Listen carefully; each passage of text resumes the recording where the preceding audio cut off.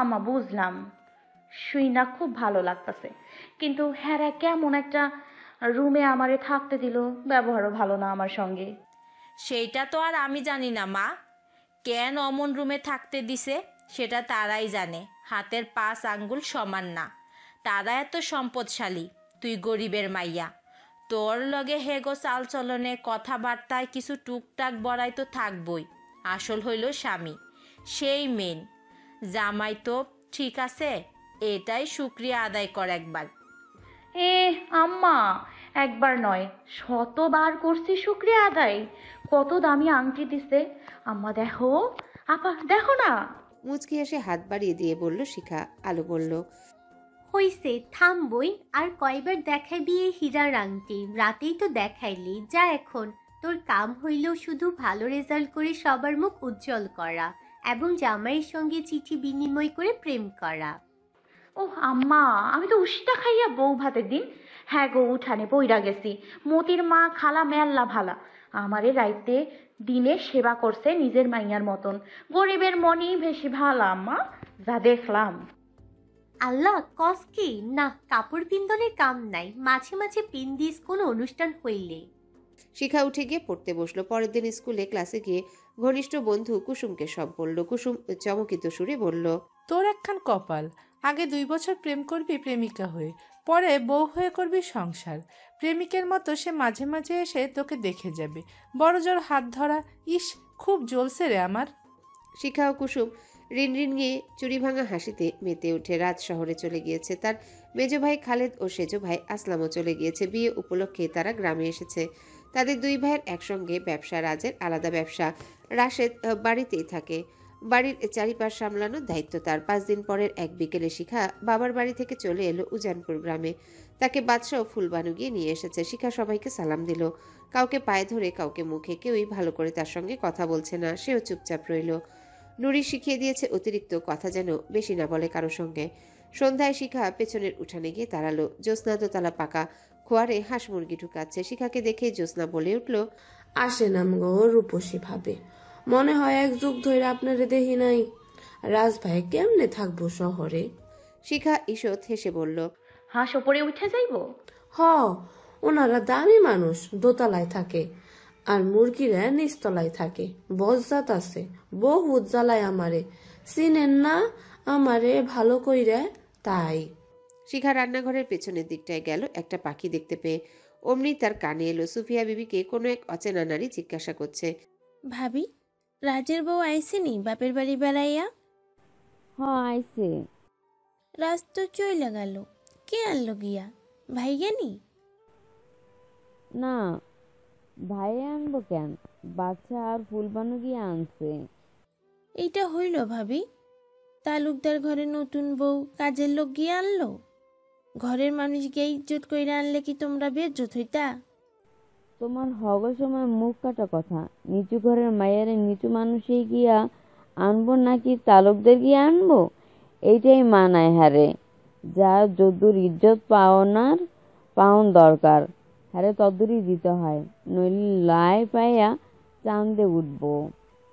এরপর আর কারো কথা শিখার কর্ণগোচর হলো না। বুঝলো দুজনাই স্থান ত্যাগ করেছে। শিখা কল থেকে মাগরিবের নামাজের জন্যে অজু করে নিল। নিঃশব্দ পায়ে নিজের রুমে চলে গেল। আজান দিলে নামাজ পড়ে নিল। ভাবলো, আমাদের বাড়ি গেলে ওনারে চিঠি লিখুম। এইখানে তো কিছুই চিনি না, জানি না। উনিও মনে হয় আমাদের বাড়ি গেলেই আমারে চিঠি দিব। আমি আগে উনি কি লেখে দেখি, পরে আমি সেটার উত্তর দিমু। ভেবেই কল্পলোকের অচিন রাজ্যে হারিয়ে যায় শিখা। আপন মনে হেসে কুটি কুটি হয়ে যাচ্ছে। তার 7 দিন পরের এক নির্জন দুপুরে শিখা কিছু একটার জন্য তার খাটের নিচে যায়। তখন সে যা দেখল, তার কোনো মানে খুঁজে না পেলেও তার মাঝে বিস্ময় ও কৌতূহলের সীমা রইল না। সে দেখল খাটের নিচে এক কোণে পরিষ্কার একটা খাকি রঙের কাগজের প্যাকেট। তার ভিতরে কিছু একটা আছে। তার চঞ্চল চিত্ত আগ্রহান্বিত হয়ে প্যাকেটটা টেনে সামনে নিজের কাছে আনলো। মুখ পাটে রশি দিয়ে গিট দেওয়া। শিখা বের করে রুমের দরজা বন্ধ করে দিল শব্দহীনভাবে। মেঝেতে 2 পা ছড়িয়ে বসলো। প্যাকেটের বাঁধন খুলে নিল মনোযোগী ও সাবধানী হয়ে। ভেতরের জড়বস্তুটা দেখে সে ভিমড়ি খেল। একটা মাঝারি সাইজের গাছপাড়া আধা পাকা পেঁপে সে নাকের কাছে নিয়ে ধরল। কোনো সুঘ্রাণ নেই। ধরে নিল কাজ করা কেউ হয়তো এখানে লুকিয়ে রেখেছে পাকার জন্য। কাউকে বলা ঠিক হবে না। যে রেখেছে সময় হলে তার জিনিস সেই নিয়ে যাবে। শিখা মুখটা আগের মতো বেঁধে নিল। পূর্বের স্থানে প্যাকেট বন্দি পেঁপেটা রেখে দিল। উঠে আবারও দরজা খুলে দিল। পেঁপে নিয়ে শিখার মাঝে বিশেষ কোনো হেলদোল পরিলক্ষিত হলো না। মাথা থেকে ঝেড়ে ফেললো, বরং মনে বলল, ধুর, এমন ফাউল একটা জিনিস দেখার জন্য কি করলাম আমি।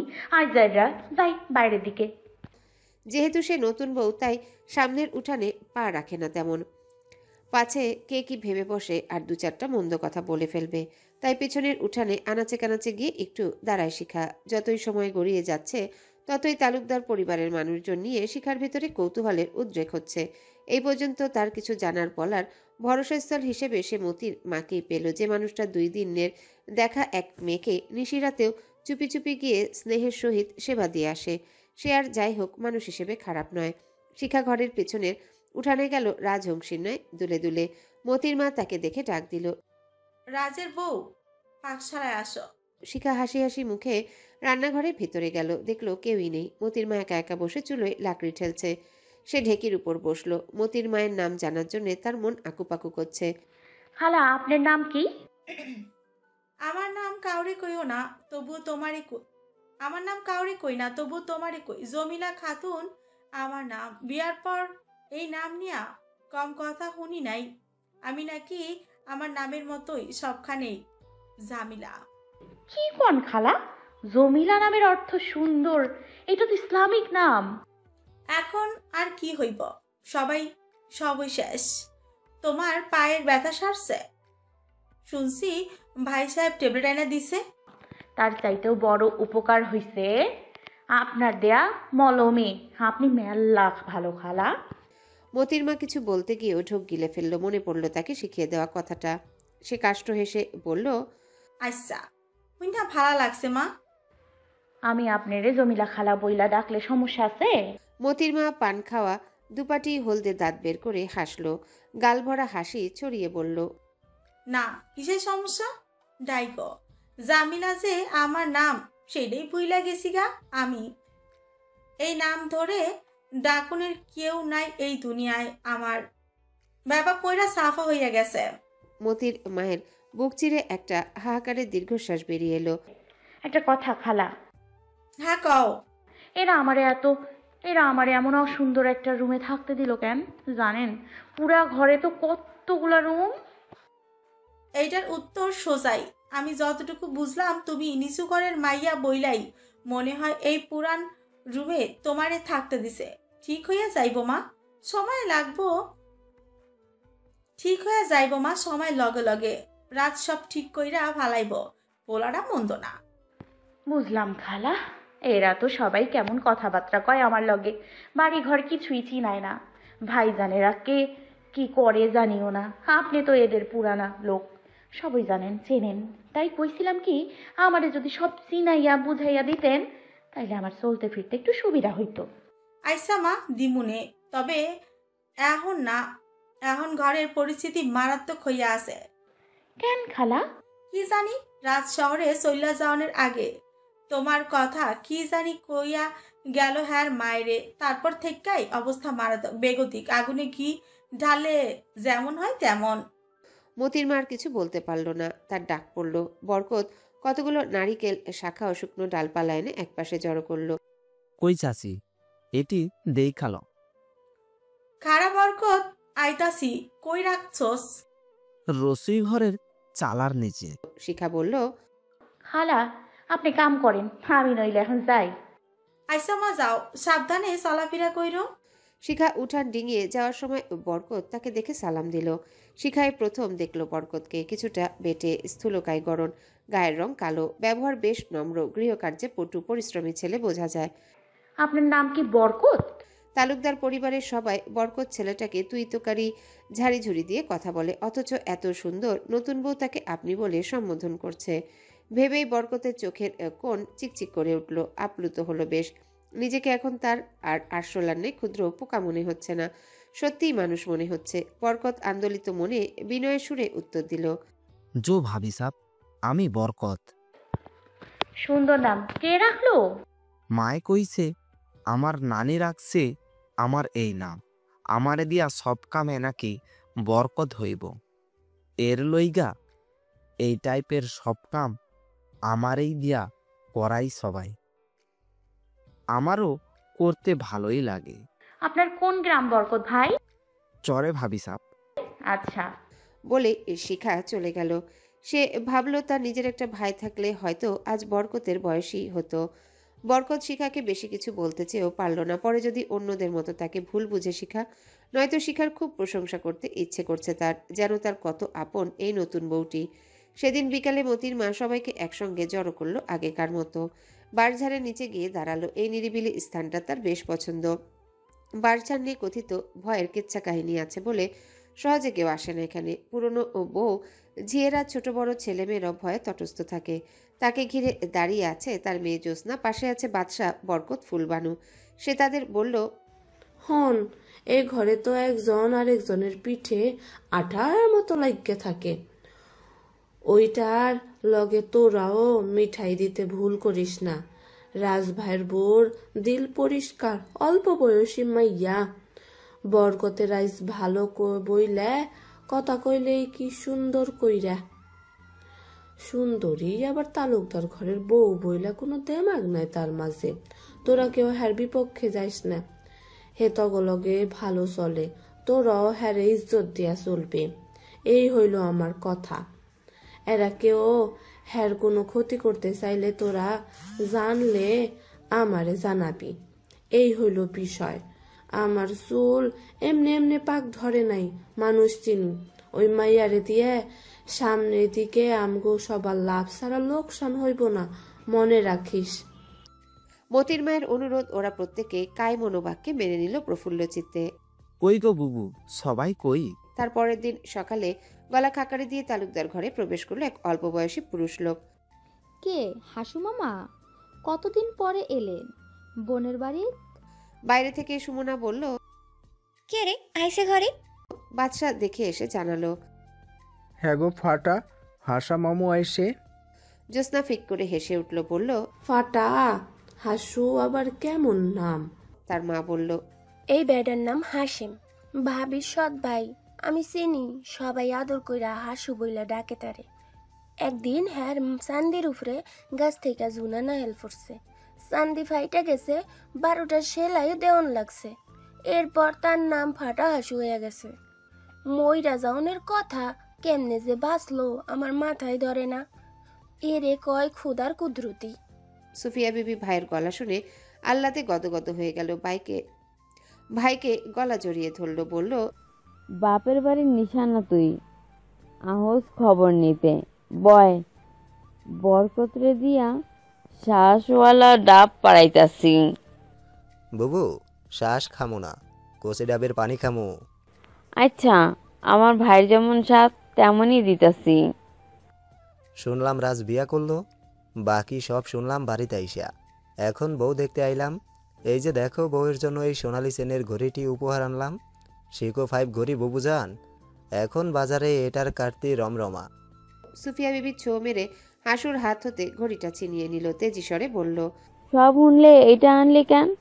ওই 2 পয়সার মাইয়ার লাইগা? সুফিয়ার হাত থেকে ঘড়িটা ফের হাসু নিজের হাতে নিয়ে নিল। বুবু, চা তো কেন? যতই হোক এখন সে আমাগো রাজের বউ। আমারে সালাম দিলে সালামি দিব না? রাজ শুনলেও খুশি হইব। কই বউরে ডাকো দেখি। জিরান দে, আসে জিরে দেহিস নবাব জাদিরে। হাসু নামধারী হাসেম ডাব, পিঠা আরো এটা সেটা খেলো। জমিদার ও বোন বলে কথা। ভাবি, আপনারে খালাম্মা রুমে ডাকতেছে, তার ভাই আসছে, বলল স্বল্পভাষী ফুলবানু। শিখা বিলম্ব না করে শাড়ির আঁচল মাথায় টেনে ছন্দ পায়ে হেঁটে গেল শাশুড়ির শয়নকক্ষে। দেখল সুফিয়া, আদরি এবং অপরিচিত একজন পুরুষ বসে খোশ মেজাজে গল্প করছে। আসসালামু আলাইকুম। শিখা মুখে সালাম দিল। সুফিয়া বিবি তিরিক্ষি গলায় বলল, তোমার দুলাভাই লাগেনি হে? মুখে সালাম দিলা যে, পা ধইরা কদম বুচি করো। তোমার মামা শ্বশুর হাসেম আমার ছোট ভাই, বিয়ার সময় কামের ঝামেলা আসতেই পারে নাই শহর থেকে। শিখা তাড়াহুড়ো করে হাশেমের পা ছুঁয়ে সালাম দিল। হাশেম শিখার 2 হাত ধরে দাঁড় করিয়ে নিল, নিজের পাশে বসালো। অদ্ভুত চোখে শিখার আপাদমস্তকে নজর বুলিয়ে নিল বার দুয়েক। শিখা নিচু মাথায় নম্রভাবে বসে আছে। সে আদুরীয় সুফিয়ার দিকে চেয়ে বলল, মাশাল্লাহ, চয়েস আছে মিয়া ভাইয়ের। এত কচি একখান মেয়ে রাজের বউ, আলহামদুলিল্লাহ। সে ঘড়ির প্যাকেটটি শিখার হাতে গুজে দিয়ে বলল, নাও তোমার সালামি উপহার। শিখা নিতে চাচ্ছে না। আদুরি বলল, বড়রা কিছু দিলে নিতে হয়, নাও। শিখা ঘড়িটি এবার রাখল। নাম কি তোমার? জি শিখা। পুরো নাম কি? আয়েশা আখতার শিখা। সুফিয়া বলে উঠল, তোরা তো কত দরকার আছে, ওর নাম দিয়ে তোর কি কাম? বুবু, তোমার কাম থাকলে যাও, আমি নতুন বউয়ের সাথে একটু আলাপ সালাপ করি, তার বাপের বাড়ির গল্প শুনি। বউ, তুমি চলে যাও।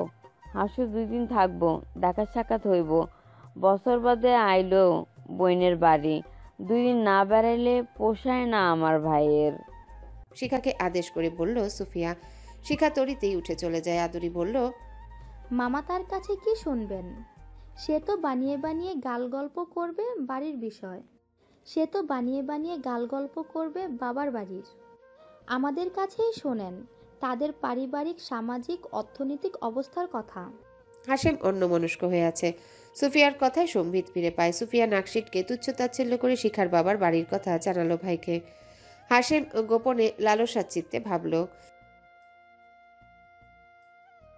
সেদিন রাতে শিখা কিছুক্ষণ পড়াশোনা করলো, পৌরনীতির কিছু প্রশ্ন নোট করলো নোট খাতায়।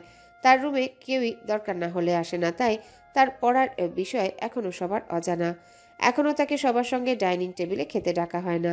কাজের লোক দিয়ে রিফুজি বা আশ্রিত পথিকের মতো করে থালা ভরে ভাত দিয়ে আসে। শিখা তাতেই সন্তুষ্ট রয়, মনে কিছু ব্যথা পেলেও। রাত্রি দ্বীপ প্রহরের সূচনা হলো। রাজকে গভীরভাবে মনে পড়ছে শিখার। রোজ নিশীতেই এমন হয়, তার কিশোরী মন বড় উন্মনা হয়ে ওঠে। রাজের ঠোঁটের একটু নিবিড় ছোঁয়াতে সে ভেঙে চুরে গুড়িয়ে গিয়েছে। আনমনা থাকে দিবানিশি। রাস্তার কাছে অচিনপুরে রাজকুমারের মতো। টকবগি এলো, রাজকন্যাকে দেখলো অল্পক্ষণ, ভালোবাসা মায়া দিল এক দরিয়া। আবারও চলে গেল দেশান্তরী হয়ে। কবে ফিরবে, কবে দর্শন হবে তাদের, তা অচিন্তনীয়। শিখা ঘুম জড়ানো চোখে নেড়েচেড়ে রাজের দেওয়া প্রীতি উপহারের হীরার আংটিটা দেখছে। চাঁদের নেই কি অপরূপ দ্যুতি ছড়াচ্ছে আংটিটা। শিখার মনে হচ্ছে আংটিটার সঙ্গে তার সরু লম্বা 5টা আঙ্গুলও জলজল করে জ্বলছে। সে নিঃশব্দে আপন মনে মিটমিটিয়ে হাসলো। হঠাৎ দরজায় টোকা পড়ল, শিখা শুনতে পেল না।